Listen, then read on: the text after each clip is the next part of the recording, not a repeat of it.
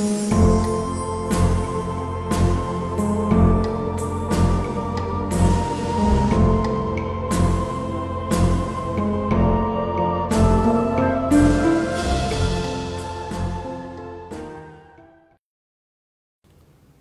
maia I whiau o le nea Afiafi. Samoa o maia se o tātou Tapuaiga I le atua.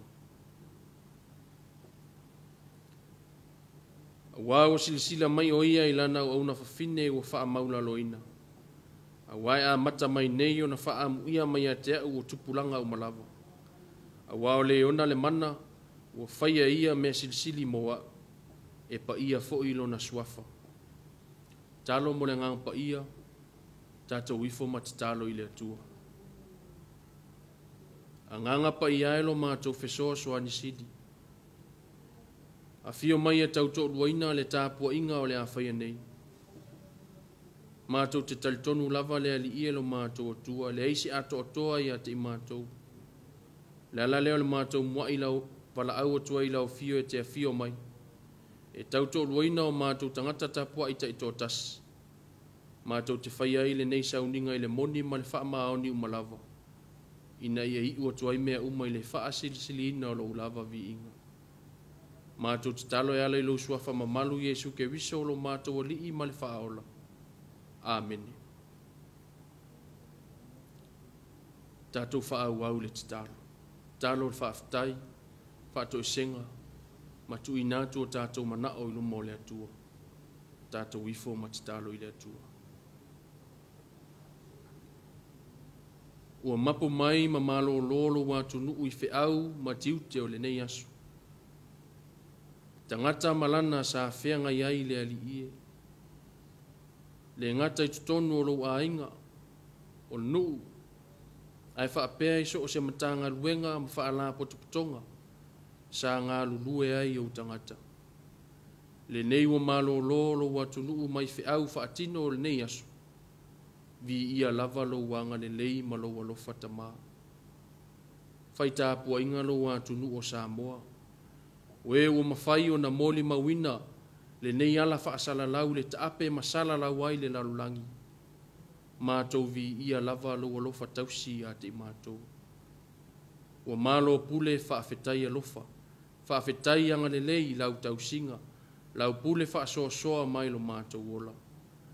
Vi ia lau fio. Vi ia lo wanga lelei o lau tausinga ma lau puipuinga ia I mātou. Whaaftai le atua lo mātou tama.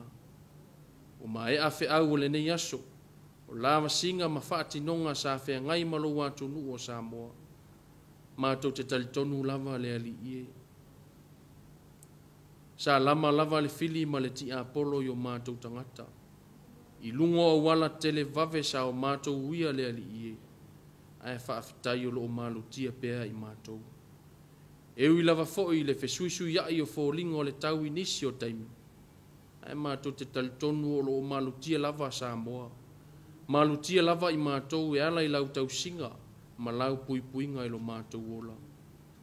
Ou awanga le lei lava mau awa lofa e wha ma malu lava I lungo I mātou nei. Vi ia I lava lo suafa ma malu e whaavavau. Whaftai le atua lo mātou tamā. Tofi matiu te ese, o e whaata mau a inga I nai lo mātou ola. Le ngata I lea o lau tamau a inga whaasoa mai e tausi ai lo mātou ola. Vi ia I lava lo olofa ma lo wanga le nei tamā. Whaftai o nau a fionga pa ia. E le umalo na o ngā mo I mātou. Au a fionga lo au maia le mauti noa ia te I mātou. Au a fionga lo au mai ai tū la fono e lima ta itaina ma whaaton fo lau so mātou whaatau wā. O le sulu lea I o mātou vae ma le māla malama I o mātou wala uma. Vi ia lau fio I le. Ngā luenga mamana lo wangang pa ia. O lo wanganga na te musu ia o mātou tangata ta ito otas. Lo wanganga pa ia te wheso soani a te I mātou I taimi mātou te langona ai le whaatau wā. Taimi na tau wawa ina paa ua tuai mātou le loloto o le angsala. A le mātou whaaftai sili. O le taulanga e tasi a e afe na saunia lo walopelo Yesu ke wiso. E ala ilona maliu malona toi soifua manu malo me le oti ma le tuunga mau. a lea ua maua e mātou le ola e whaavavau. Pe a whai mātou te sala mō moni ma whaatua moni i lau fio. I lau fio poto pe le vi inga e o i le whaavavau lava. Panga lava lea lea li ie. Wa le tusa lava lo lofa mai a te mātou. Ma la mātou tali atu ia mātou a mionga ma mātou anga whaalia. Wa to ele atu lo watunu o Samoa i le nei i tū la Afiafi. Mātou ioe ma mautino i mātou lava o se atunu. E anga salapea. I taimi uma, maso uma o lo mātou ola. Mātou wala au lea li ie. Wha maina ma wha maangalo mātou tangata ta i tō tasi. E ala i le toto pa ia lo walo pele o Yesu ke wiso. E ui ma maangalo ai o mātou sise maanga sala uma. Ina ia mafuta ina pea le tangata wha tau waa. E ala i le fesota i mai o lau fio i ate i mātou. Aoao mai pea lau fio i ate i mātou le ali ie. Mātou ilona sala mō ma wha tua moni i lau fio. Ia iau wha amanuianga i lungo lo watunu o Samoa. Mātou te talo i e wha amanuia. Mai lava i maunga te tele se ia pā ia maunga iti. Wha amamalu mai pea u awa lofa i ate i mātou. E malu tia i pea lo watunu o Samoa. Mai matangi ma wha malolosi o no lo fia i lo mātou ola. Tā pena wha leanganga o mātou tangata. Mātou sauni i le afio mai o lo alopelo Yesu ke wiso i le aso le ke wisimas. Mātou wha amanatuina lo aso fia le ali ie. Toe lava ine nei aso na tau nuu lea i le aso le afio mai o lo alopelo Yesu ke wiso. Ua ia i mātou la au fio. Ua ia te i mātou le afio mai o le pepe o le ke wisimas. Mātou te talo le ali ie. Tā pena ina wha le anganga o mātou tangata. Awa le afio mai o Emmanuelu le ali ie. Mātou te talo le ali ie lo mātou atua. Se taimi foi la unga whaatau waa o lau au auna. Talo i lau fio so soani mai i lau au auna. Whaamana ina le upu fola. Ina ia ngoto unga i loto ma nganga o mātou tangata Tapuaiga i tōtas. Ia whailea masuru e mumupea o le la mepa e le pē le ali ie lo mātou atua. Ina ia whaasuru atu lo tala le lei ma lo mālo le ali ie lo mātou atua. Le nalo mātou talo. E ofo ina u mātou e whaia pe iai lo finangalo. A e le o mātou loto. O le mwala au e ala i lo suafa mamalu Yesu ke wiso lo mātou o li i malwhaola. Amen. Whaita wina o le tuspa ia. Tus filfilia mo i tātou le nea fiafi e tuso al whaasinonga le tusi whaita wasu. Luka elo na mata upu mua. Whai upu e whaasfun ma le ono. Se ia whaangata mai le limasfun ma le wha. Evangelia na wha mawina e luka elo na mata upu mua. Whai upu e whaasfun ma le ono. Se ia whaangata mai le limasfun ma le wha. O te whaita wina na ni nai whai upu. Whaafonga mai au awhionga pa ia lo tātou li. O na whai ane leo Maria. Ua vivi i atu lo uloto i lea lii. Ua oli fo ilo wanganga i lea tua lo whaola. A wawa sila mai o ia ilana au au na whawhine ua wha maula loina. A wai a mata mai nei o na wha amu ia mai a te au o tupulanga u malawa. A wao leona le mana. Ua whaia ia mea silisili moa. E pa ia fo i lona suafa. O lona alofa fo i e mātatau ia te ia. E au tupulanga lava lea. Whaamanuia mai lea tue ala ilo tātou whaitau. Ma whaalongo ia nā whionga pa ia. Mai atu mau o tupea te ia lo na lava vi inga. Nei maso ma lava e o ili whaavavau. Whaavavau lava. Amen. Le la unga ile suafa mamalu o le atua le tamā le alo ma le anganga pa ia. Amen. Whai upu e whaasfun ma le ono ma le whaasfun ma le fitu o le tusina o tātou whaitauina. O whai mamatua. Ua vivi i atu lo uloto i le ali. Ua oli fo i lo wanganga i le atua lo whaola. Manatu au tua le nea fiafi, pe ona whaasindo mai le tusi whaitau asu. Tau masua le wha moe moe. Tau masua le wha moe moe. Lips of hope. O le tala sa o tātou whaitau wina mai le whenga inga fōu. Se tala ua maasani ai le whaalongo ai maise o le whaitau a le to'otele. O le tala i le whaafia ina o le loto Maria i se whaalinga winga ese mai le angelu. E le tau mate o le langona fo i lea na alai o na pese le tau pau o Maria i lana pese na tātou whaitau wina whai mai. Ua ovi vi i atu lo uloto i le ali. Ua oli fo i lo wanganga i le atua lo ufaola. A wāua sila mai o ia i lana au na fine. Ua wha maula loina. O le whaalinga le angelu na wha te ia i Maria i le filifilina o ia. I le ngata o le ato ma wha nau mai ai se tama. Ai o la tupunga mai a te ia le Mesia. Oni langona fe meme a isa o ia Maria. A wafoi. O le fesili tele lea ilo na mafau fau. O ai ia. O ai ia. O ai Maria. Ai se au fitfili ai o ia le atua. Manatu sa whainga tā lava o na talia ina e Maria le whaalinga le angelu. Le lava e tā ua le whai upo e luas fun ma le ono. I le tolus fun ma le tasi o le mta upu le nei. Ai ala whai ona tele fesilia Maria. A wao lea e le mautonu ma te i atu le nei whaalinga. O ai o le a whaingo fie o na tali tonu i lea whaalinga. Whape nase la ngona o le manatu au tu o le nei aso. Wa tau masua le wha moe moe.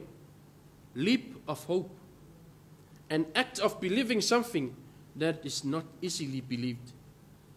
O lou talitonu wina o se mea whainga tā o na talitonu iai. Ai ui lea. Sa whai lava e Maria e peo na wheta lai eile a ngelu ia te ia. E lei popole lava Maria i seisi tu.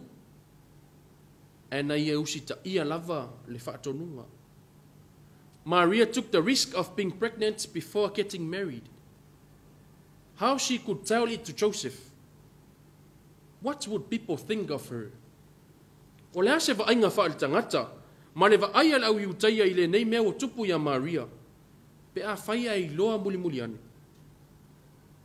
O i tonu e ta oto i le mta upsilsili o le predestination theology. O lona winga na wala au lava e le atua Maria o le i whanau mai o ia. O le taimi lea ma le aso e whaatau nuu ai. O le langona o whaatumu lia e le fia ma le oli. A toa ai ma le langona ina e le tangata. O lona whaatau waa i le te le o le whaea le atua i a te ia. O le pese sao tātou whaitau ina. O le pese o lo whaamtala ina e le au sue. O le pese le tangata tau mia. O lona winga. O le pese lea. So se fine e peru lava e na te langi ina. Pe a o ina whaafie ina le loto. I se udua i tama na te whana wina. Pe to o fia lava ala na whanau e whanau muli ane. A o le pese lava lea mo le urumatua e whana wina. A wā le mawhai on tau fiofi langona o le fia teli. Oi se a le fia. Ma wha leo ina lo na nganga vivii. Pe a whai o le tū langa leo lo tau sini o ai. Whafine e peru. O le pese foi lea, whai maina pese ele ta mai ta Iohana i le whenga inga tuai. O lo wha mawina i le Samuel mua mta upo e lua whape mai. Ua oli lava lo uloto i le ali. Ua wha maua ina lo unifo i le ali. Ua ou mautali lava i e ita mai. A wā ua ou fia i le ola tanga mai ate oe. Pese le tangata ua mawae ti ngā o le tau whai ma le loto ti ngā. Ina ua ia sapasapai le tama o Samuelu. Pese o le fia ma le oli. Lea fo ila ua pese ai Maria. Ai ese fo ila le langona ma le anganga sai a Maria. Ua tau masua le wha moe. Lea se wha moe na fuai o na pese Maria. O le tō ai o Maria le anganga pa ia. Malona whana wina mai o le Mesia na walo ia. E nate au mai al file mu. Ma wha o laina lo nanu. O le wha moe lava lea i se o se tangata i utaia, ma se o se tangata e peru. o le afia o mai o le Mesia, o se wha moe moe wa lewa lava o na wha talitali ai tangata iuta. Po o awhea e afia o mai ai le Mesia na walo ia mai e perfecta, o le whea ngai ngatuai. Wha moe moe nā sai tangata iuta ia. A lea wa tau nuu e a wala mai a Maria. Manatu foi le winga le nana pese ai Maria. Le ngata wo ori oli lo na nganga i le atua le whaola. Ai wa tau masua sua le wha moe moe ma le fia fia. O le langona wa tumu le whanga e tia. A wafo i o lea wa i loa le tangata wha tau waa. Wa a fia o ia i le fuafuanga pa ia le atua. A wale sau nia o le whaola tanga mo le lalulangi. A o lea fianga. O lea whai maala o lea wha mu ia mai ei tangata ia te ia. Beo na tā ua le tusi whaitau. A wai a mata mai nei o na wha mu ia mai ia te au o tupulanga o malava. A wao le ona le mana o ia whaia mea sili mo wau. E pa ia fo ilo na swafa. A wafo i wa whaia ele atua mea sili mo le tangata male au na wha tau wa. Manatu fo il sota inga leo le tala sa whaitau ina. Male manatu au tuo le nei aso. Tau masua sua le wha moe moe. Le alo na winga. So se wha moe moe nga lava. A ho oina tau nuu. E matua i wha manatu masanga wha manatu. E whai fia fia masiva a wā ua tau nuu. Le ala le winga le upu tau masua sua. Whai mai ua tumu. Ua oso mai fafo. Lips of hope. Lona winga. Ua oso mai fafo le wha moe moe o Maria. Pea fua i le winga o le autu. A whai sa tusi lima. Ma wha si utua Maria le society. A o lea na wha ali e le angeru le ato ma wha nau mai se tama. Ai se ala o le alefia pese ai fo i o ia i le pese pe o na whai nei mo tātou whaitau. Pese o na wapuna e lunga le oli o le loto. Lona winga. Uoso mai le tū le amana ia i le tū whaea ina. Whaea ina wha pefea. E le ngata o le whaea ea. O le aia whana wina se tamatani. Ai pito sili o na whaea ea. I le tupunga mai a te ia o le Mesia na walo ia. Le winga whele nā o le pese a Maria. Ua oli le loto i le atua ina ua tau masua sua le wha moe moe. Samoa manau whaafonga le nea fiafi. Manatu o lea se wha manatu a le tala le lei mo i tātou uma. Le fia mai o le pepe o le Kerisi o le wha moe moe lava ua leva na tā pena i eile atua. O le wha moe moe sa whau wau whau poi na ia tini tau nuu lava i lona tau nuunga. O whea na tau nuu ai. A lea na fua i o na pese le tau pou o Maria. Ua vi a e lo loto i le li. Ua oli fo i lo wanganga i le atua lo whaola. Ina ua wha alia ngaluenga mamana le atua. O le aia whana wina se tamatane i lo na ua le malo. O le Mesia na walu ia. O le tupu ua fio mai. Tātou vi ia le atua. E pei o na whaia e Maria. O le a lau na e ave mo le atua. Sa e ngalue mo se vi ingo le atua. Pe sa e ngalue lava o e sa ili lo vi inga. Ma sa ili lo mamanu wha al tangata. O lo ia te oe le tali. A le wha maa losi a le whailaunga. Le ia se isi mea lo fasili na ilo le ola. E ofo ina atu e vi ia le atua. Vi i le atua o no lo nanga le lei ma lo na alofa. Le e se awala tātou te tau i atua ilanga le leo le atua mo oe maa. O leo foina o la tātou wola i le atua ina i vi ia o ia. Ave mea uma mo le atua. O le tātou tau langa fo i lea o sia i luma o le li. Eo i lava i wha mai pipisi wa afia i le larulangi. A e tātou te wha moe moe pea i le atua. I le vāo whainga mālo. I le ese inga sa i ai tātou le mautonu. Pei tai o leo o tau masua sua le wha moe moe. Ina ua tua i manu le fōlaunga. Le ala tanga ruenga e ao na whaatino. Le alo tā nafa e ao na whaia pea. Ave le vi inga i le atua. Pei lava o na whaia e Maria. E vi i aise a. Ai wha pe feo na tātou i loa le sili ese o le atua. Tātou te i loa i le soifuanga ma le olanga o lo tātou iai. O le ala umai tau. Se e ofo le loto i le soifuanga o lo tātou iai nei. E ofo le loto i le mātanga o fie, ma le leita pena o mea uma i le atua wale tangata ina ia manuia. O le ano i fo'i o le tamau a inga, o wha manuianga ese ato ai ma le ola ma le manos. O lo maua pea i le aso, ma le aso. E le ititi le manatu mai o le atua i le tangata. E le ngata ia na wha manuianga, ai wa ia wha ea mai fo'i i le tangata e ala i le ato finga ma le vala awina. O le masino le tele ma le ano i o le alofa ma le anga le lei mai o le atua ia te i tātou. O le fesili, o i tātou wa wha ele elea i le atua. O i le tangata uma natu mai i le atua. A whaila tātou te vivi ma wha manuina le suafa o le atua. O sala ina tātou vivi. Sala ina tātou wha manu. A wafo i o le ona tātou. A o le atua ua alofa mai i tātou. Ai ona o le wha alinga o lona mamalu, ma le wha sili ina o lona vi inga. Wafu ai lona alofa mai. Le ase tau tua ma se au nanga tātou te wha atino ina i so se ala. Tutono o lou a inga, tutono o nuu o lana whanga wha pēa ina nei kalesia. Ua o se au nanga, ma se tau tua e wha ailoa ailo tātou a nganga vivii, ma le loto wha aftai. A wau sili ese lava lona alofa mai. Samoa e, ia tau tua nā.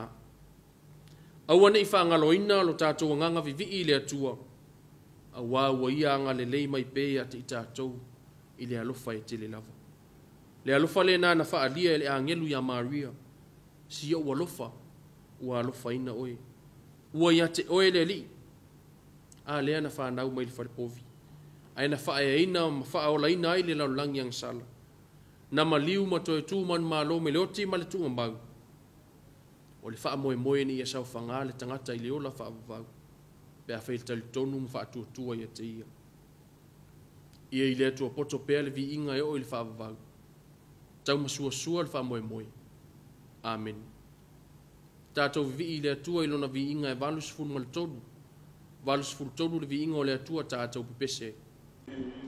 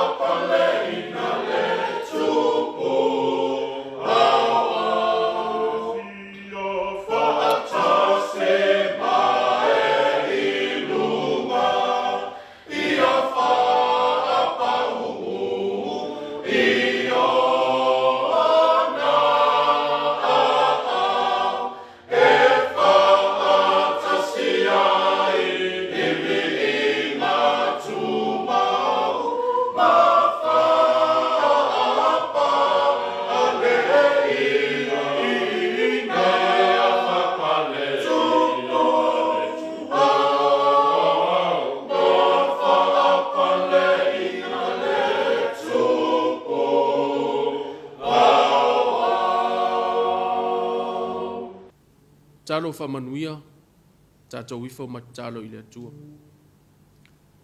Al manuia ma le file mu o lau fio le atua lo mātou tamā. Le alofa sisil ese o Yesu ke wiso lo mātou li i ma le whaola. I le male maftanga le motosia ma lau fio nganga pa iai. Ia tū mau mai le o mātou runga uma nei, malunga o Samoa uma ma lau whanau uma i le laulangi atoa. Nei maso malava e o i le whaavau lava. Amen.